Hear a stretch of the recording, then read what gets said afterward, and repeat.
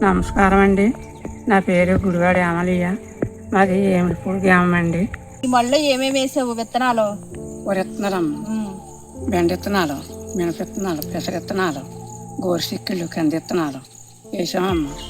బాగా నాటినాయి. మరి అవి ఎలా వేసావు? విత్తనం గుడికలతో కలిపి వేసామమ్మ. మరి అవి వేసుకున్నావు కదా, ఎలా ఉంది?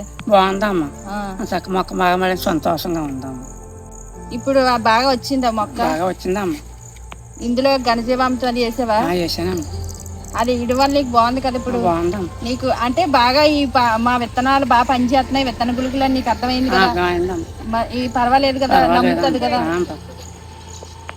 రైతులు అందరికి నువ్వు ఇలా చెప్తావు కదా, దీని వల్ల మనకు ఉపయోగం ఉందని నీకు తెలిసింది కదా, అర్థమైంది కదా? ఇది ఇలా చేసుకోవడం వల్ల ఎంత బాగుంది, లాభం ఉందని రైతులు అందరు చుట్టుపక్కల రైతులు కూడా నువ్వు చెప్పొచ్చు.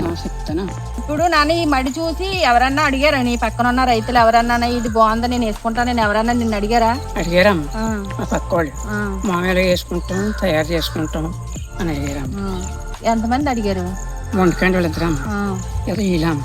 ముగ్గురు రైతులు అడిగారు. నేను వచ్చి చూసారు అని పెరిగా వేసారు. అలాగే మొండికండి వాళ్ళు, నాన్న కూడా కుర్రవాళ్ళు. ఇప్పుడు ఇది విత్తనాలు వేసి 20 రోజులు అయింది. అదే మామూలు విత్తనాలు అయితే విత్తనాలు పాడైపోను కదా, విత్తనాలు చీమలో పెట్టలో తినేసి పాడైపోను. అదే విత్తన గుళికలు వేసుకోవడం వల్ల కదా ఇలా మొలిసింది.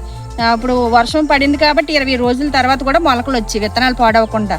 అదే మామూలు విత్తనాలు అయితే పాడైపోతాయి. దీనివల్ల నీకు లాభం ఉందని అనిపించిందా, నష్టం ఉందని అనిపించిందా? విత్తన గుళికలు వేసుకొని బాగా నాటేసుకున్నామమ్మ. మాకు లాభం అనిపించిందా, నాకు ఆనందంగా అనిపించింది. ఆ విత్తన గుళికలతో బాగా చేసుకుంటేను ఇట్లా అయ్యి పాడగలేదా, నాకు సంతోషంగా ఉంది. వరి విత్తనాలు ఎప్పుడు ఈ పద్ధతిలో మీరు వేయలేదమ్మా? ఇదే పద్ధతిలో ఎప్పుడు వేయలేదు కాబట్టి ఈ సంవత్సరం ఈ పద్ధతి వేసారు కదా, చాలా బాగుంది. నీకు బాగుందమ్మా. ఇప్పుడు ఇలాగా విత్తన గుళికలు తయారు చేసి డ్రై ప్యాడీ వేసుకోవడం వల్ల బాగుంది కాబట్టి నువ్వు ప్రతి రైతుకు కూడా ఇలాగే చెప్పాలి. మేము కూడా అలాగే ప్రతి రైతుకి చెప్తాము. ప్రతి రైతు చేత ఇలా వేయించడం వల్ల రైతుకి మంచి లాభం ఉంటుంది కాబట్టి ప్రతి రైతు చేత వేయిస్తాం. వేసుకుంటే బాగుంటది కూడా. నాటింది పక్క వాళ్ళతో చెప్తామమ్మ సంతోషంగాన. వాళ్ళతో వేసుకోమని ఇలా తయారు చేసాం. ఎప్పుడు వేయలేదు, ఈ సంవత్సరం వేసుకున్నాం.